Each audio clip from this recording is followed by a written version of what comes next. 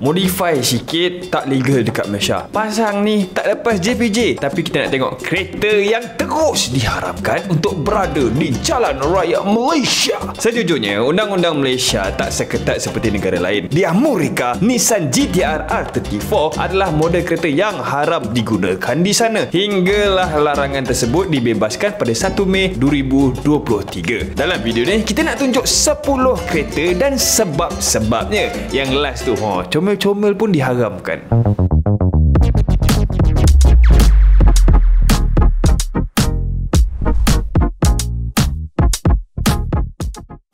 Haram macam mana pun, benda tu boleh jadi halal bila guna Arilavia Air Freshener. Datang dengan 4 pilihan haruman, Arilavia ada 1001 review di Shopee berkenaan pengalaman menggunakan Arilavia. Dengan Note by 1 EDP, Arilavia mampu bertahan sehingga bulan kedua dengan 1 tunggangan seminggu. Ini perfume kereta yang dicipta khas untuk memberi haruman yang tak terlalu kuat dan tahan lama. Lagi senang sebab kita boleh monitor liquid perfume di level window untuk kita cek ada lagi ke tak perfume kita. Dapatkan sekarang, sementara voucher masih ada. Hyundai Ion. Adakah Hyundai ada joint venture dengan edaran automobil untuk buat kereta?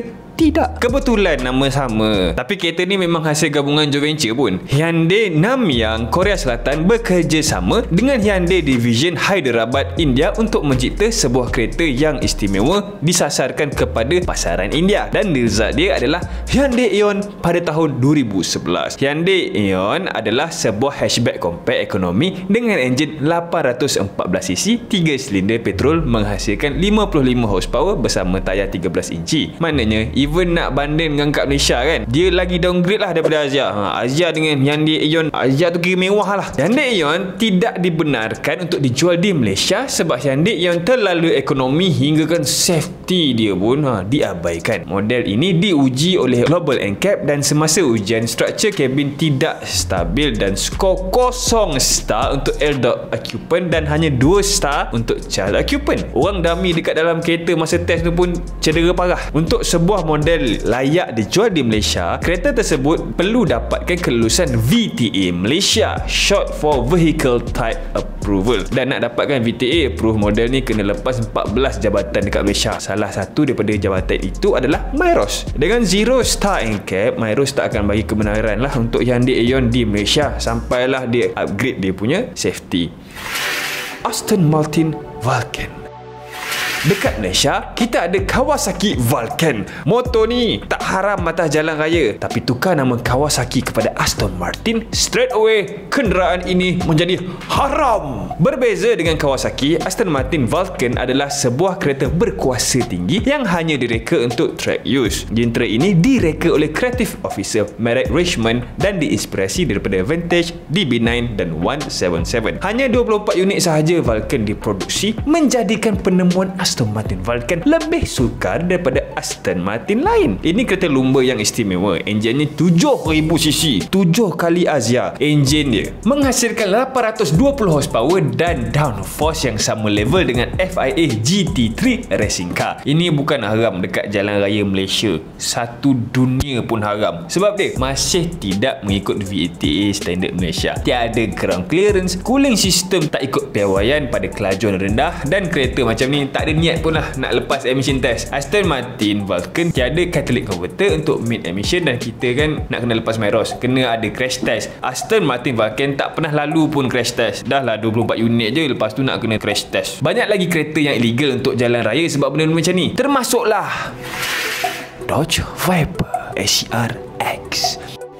Dodge Viper itu sendiri adalah straight legal. Viper ni kereta US, dan US antara negara paling kerap ban kereta atas sebab yang bukan-bukan lah. Viper SCR masih lagi road legal, tapi CP-CP dah. SCR X walau bagaimanapun tidak boleh dipandu di atas jalan raya. Berbeza dengan road legal Viper, SCR X ada improvement pada aerodynamic dengan spoiler lips dan splitter yang bersaiz besar, memberikan 10 kali downforce daripada Viper standard. SCR X ada lap record di Laguna Seca sepantas 1 minit 31 saat dan 7 minit 3 saat di Nürburgring. Laju. Tapi tak legal. Ferrari FXX K. Bayangkan yang kita memandu Ferrari dan kita rasa paling laju dah atas LPT2. Tengah top speed Supra potong kita macam kita ni rakyat marahan. Malu. Kita pun pergilah mengadu balik kat Ferrari dan jawapan Ferrari adalah FXX K. Jentera ini base daripada La Ferrari dan K dekat dalam FXX K refer kepada Kinetic Energy Recovery System yang sama digunakan di dalam Formula 1. Basically, bila kita tekan pedal brake, selain daripada braking sendiri, dynamo akan teraktif sama dekat tayar untuk generate energy dan boleh digunakan kembali di hybrid motor pada enjin. Berbeza dengan Formula 1, tenaga yang terhasil akan pergi kepada dua tempat, direct ke hybrid motor dan juga turbo untuk kekal spewing. Tapi FXX-K adalah jentera jenis naturally aspirated, maka Kerr system digunakan semata-mata untuk crankshaft support. Masih haram lah. Porsche 935 935 adalah 911 GT2 RS yang dibuffkan. GT2 RS dah ultimate dah untuk Porsche, tapi road legal, tak cukup power. Bila legal JPJ suka, Porsche tak nak, maka terhasillah 935 dengan 3.8 liter twin turbo flat 6 engine. 935 menghasilkan anggaran 700 PS power dan semua kuasa ini pergi ke pacuan belakang. Berbeza dengan race car lain yang menggunakan sequential transmission, 935 edition ini guna 7-speed dual clutch dan race ready limited slip disc. Samalah dengan Volkswagen Golf tu, pakai kat situ. 935 nampak macam 911, tapi lampu bulat ikonik tu tak kelihatan pada jentera ini dan bahagian belakang direka semula untuk aerodynamic dan juga weight reduction. Ini kereta racing spec, tak ada niat dah nak jadi road legal. Mercedes SLR McLaren 722 GT. Panjang tu nama dia. 722 adalah jentera Grand Tourer yang co-develop antara German manufacturer Mercedes dan British manufacturer McLaren. Kereta ini legal, tapi letak perkataan GT dekat belakang 722 tu, kereta ni terus jadi tak legal. Punca dia adalah badan 722 GT yang lebih lebar daripada standard dan aerodinamik bersama enjin setup yang hanya direka untuk perlumbaan. Bye-bye transmission, bye-bye. SLR 722 GT hanya limited kepada 21 unit dan berharga $1.2 kalau mampu. Lamborghini Sesto Elemento. Sesto Elemento ini mengingatkan saya pada Proton Chevy. Sebab sama dengan Chevy, Sesto Elemento menggunakan automatic manual transmission dan berwarna hitam macam warna paling popular untuk Proton Chevy. Tapi tu je lah, Chevy tak ada 5.2 liter V10 engine. Chevy punya warna hitam bukan sebab full carbon fiber. Chevy tak boleh cecah 200 km/h dalam 8 saat. Sesto Elemento boleh. Sesto Elemento sama dengan beberapa model kereta tadi, tak road legal atas faktor hanya dibina untuk perlombaan. Tak ada catalytic converter, bodywork tak ikut legal standard, dan untuk kes Sesto Elemento, even material dalaman yang tidak sesuai. Asalnya Lamborghini nak buat Sesto Elemento sebagai kereta paling hebat untuk Lambo. Apa dia orang plan? Produce 20 unit je, lepas tu letak harga $3 juta, menjadikan Sesto Elemento sebagai Lambo paling mahal dan rare masa ni. Rupanya Lamborghini shock sendiri. Dalam 20 unit tu 10 je order diterima dan diproduksi. Tak ada siapa nak spend $3 juta untuk Lambo rupanya. Singapura adalah penerima Sesto Elemento yang paling banyak dengan bilangan 4 unit out of 10 unit tadi. Biasalah Singapura kan, negara yang terpaling. Sesto Elemento adalah ego Lamborghini yang memakan diri sendiri, sama dengan Chevy.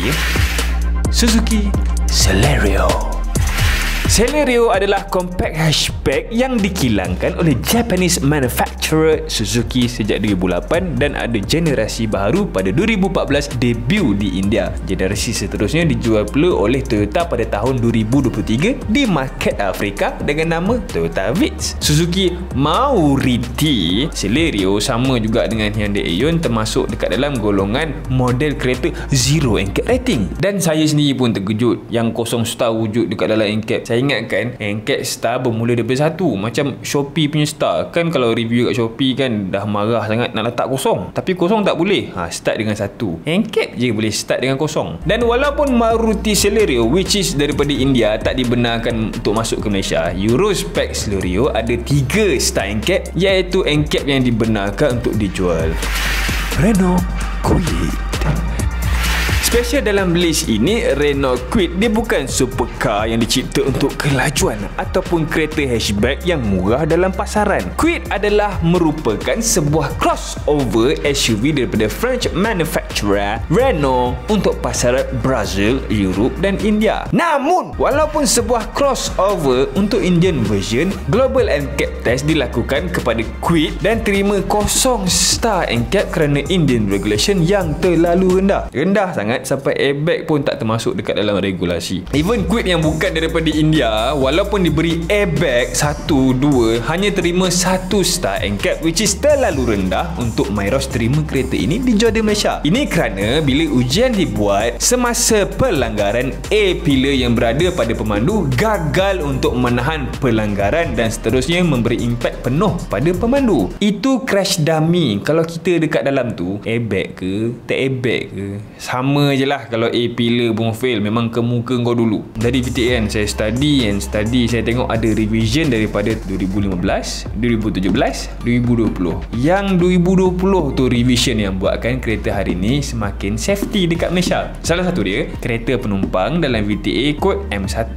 Dan pedestrian safety dah termasuk dekat dalam checklist untuk setiap model kereta yang ada kalau nak jual kereta hari ni. Jauh beza dengan India ya. Airbag pun tak payah, lain macam, sokong lagi Israel. Dan sebenarnya bila termasuk track car, banyak lagi sebenarnya kereta yang tak lepas dekat jalan raya Malaysia. Proton pun ada. Komen dekat bawah nama-nama kereta tu. Terima kasih kerana menonton video ini. Sila subscribe to this channel sekarang, sebab kalau korang tak subscribe kan terlepas pula video lain nanti.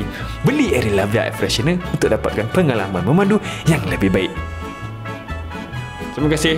Saya Zakirin, tak ditu Snowy. Jumpa lagi lepas ni. Bye.